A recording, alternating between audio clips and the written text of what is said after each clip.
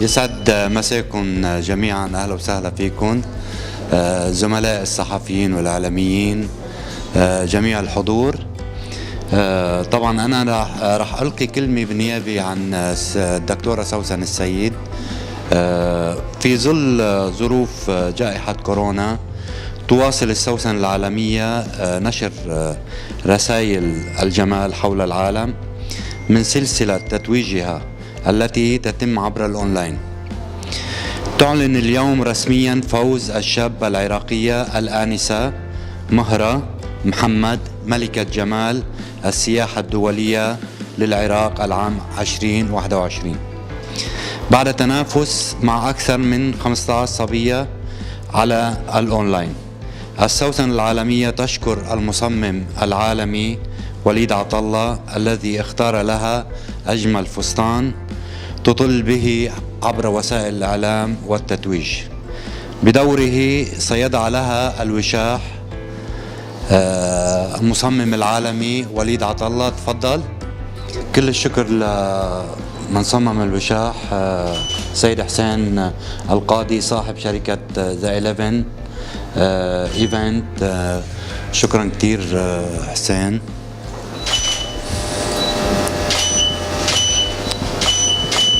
ألف مبروك للملكة. طبعا بتحب توجه كلمة؟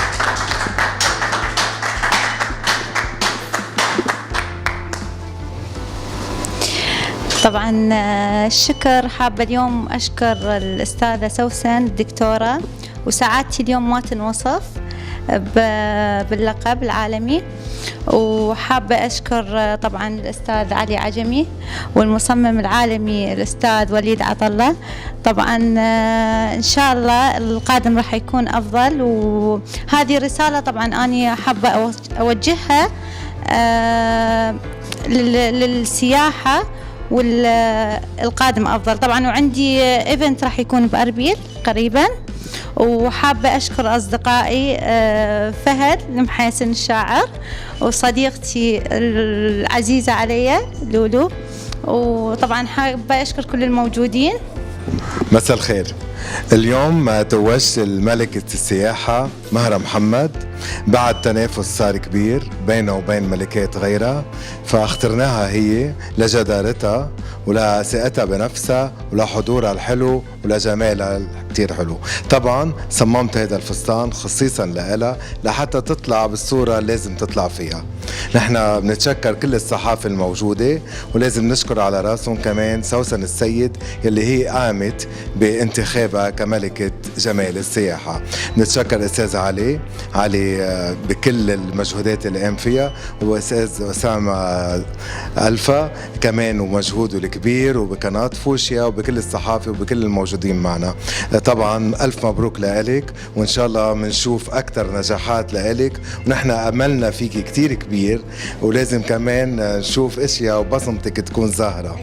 شكرا للجميع. طبعا كمان حابين نشكر صالون بارع المعروف بعالم الجمال الرجالي بالإمارات اللي عنده أكثر من فرع، اللي اهتم اليوم بتسريحة المصمم العالمي وليد عطلة وتسريحة الإعلامي أسامة ألفا وتسريحتنا دايما. كل الشكر لصالون بارع.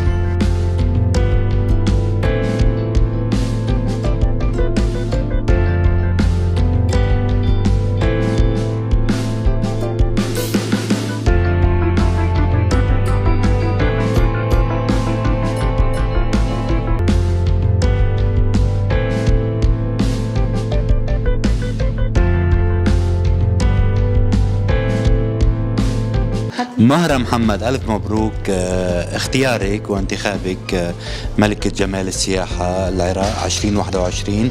شو بتحب توجهي كلمة بهذه المناسبة؟ طبعا شكر لك أكيد أول شغلة، وأنا فرحتي ما تنوصف اليوم، لأن الحمد لله طبعا هي كانت صدفة وصارت يعني اختاروني أنا من بين 15 بنت، وفرحتي ما تنوصف. وأحب أشكر طبعا سوسن العالمية لملكات الجمال، كل الشكر والتقدير إلها. وأحب أشكر الأستاذ وليد عطلة على الفستان الجميل الراقي، وشكرا لكل الموجودين وللصحافة أكيد. المصمم العالمي وليد عطله، طبعا تم اختيارك انت لتكون تلبس الملكه وتتوجها وتلبسها الوشاح، وكنت انت بهذه المبادره الحلوه. طبعا انت دائما راعي للجمال، راعي للاناقه، اسم عالمي ومعروف بكل الدول العربيه والعالميه. شو بتحب تقول عن هذه المناسبه؟ نحن اليوم المناسبة كانت صغيرة، كانت المفروض تكون أكبر بكتير من هيك، ولكن نحن بدنا نوصل الفرحة على قلوب الناس من خلال الأونلاين، من خلال الواي فاي يعني من خلال الإنترنت، خليها توصل لكل العالم. مع أنه نحن بظروف كتير صعبة، ظروف كورونا، ولكن ما يعني لازم نرجع ننقل فرحة للعالم، ننقل إنه بعد في سياحة، بعد في سياحة بالعراق، بعد في سياحة بالدول العربية، بعد في ملكات جمال عم ننتخبها، بعدنا عم نعمل مناسبات لو كانت بسيطة وصغيرة، ولكن عم نقدر نغطيها إعلاميا من خلال السوشيال ميديا.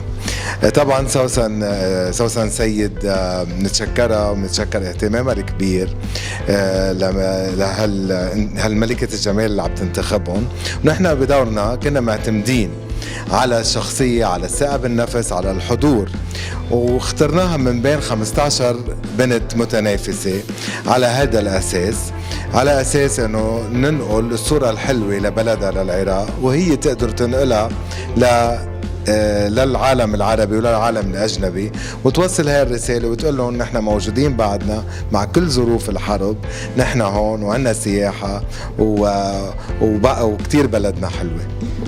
وليد، انت اخترت لها الفستان، طبعا فستان ملوكي، لون، التفاصيل هيدي، كيف تم اختيار الفستان؟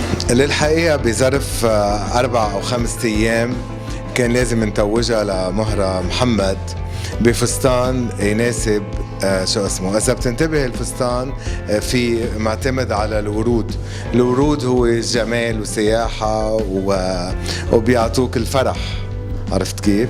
واللون اللون الرملي على الجولد، هذا كان بناسب بشرتها وبناسب المناسبة. فمن بعد يعني لفة كبيرة اخترنا لها هيدا الفستان ولقيناه مناسب لهالمناسبة. مهرة، طبعا انت اليوم فرحتك كتير حلوه انه عم تمثلي العراق وعم تمثلي الدول العربيه بهذه الانتخابات. شو حتكون رسالتك وهدفك بعد ما انت تتوجتي؟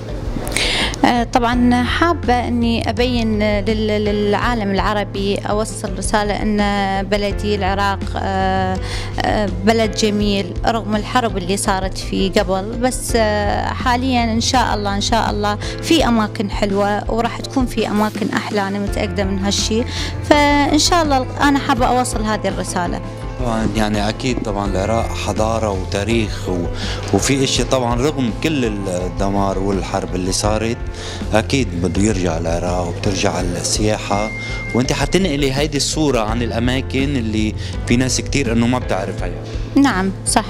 بلشي بأربيل، راح أبلش في أربيل وفي بغداد وفي أماكن يعني حلوة، في جنوب العراق بعد في أماكن حلوة، وشمال العراق والعاصمة أكيد، يعني بغداد فيها أماكن حلوة.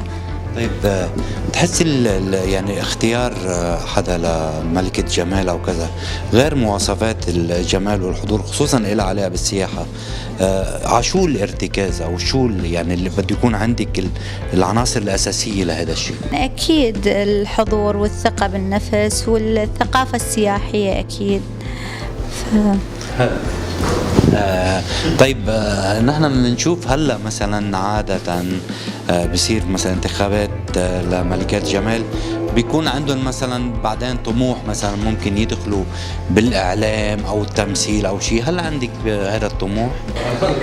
والله فكرة حلوة الإعلام، أنا من محبين الإعلام والتمثيل، أحب إن شاء الله، ليش لا، مو غلط. وليد، طبعا اختيارك من قبل سوسن العالمية للتتويج انه انت تتوج الملكي، شو بيعني لك هذا الشيء؟ بيعني لي نوصل الفرحة لقلوب الناس، نوصلهم رسالة السياحة لبلد عراقي، بلد محب، بلد نحب له انه يرجع يزدهر ويرجع يصير احلى بلد سياحي، من هالبلاد العربية اللي كلها عم تتأثر بالأوضاع اللي نحن فيها.